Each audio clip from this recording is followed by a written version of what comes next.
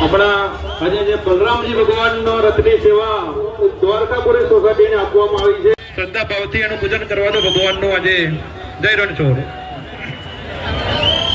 ગાડી ભલે આગળ જાય પણ તમે રથ શાંતિથી લઈને દરેકને ભગવાનની સેવાનો લાભ આપતા રહેજો. જય રણછોડ.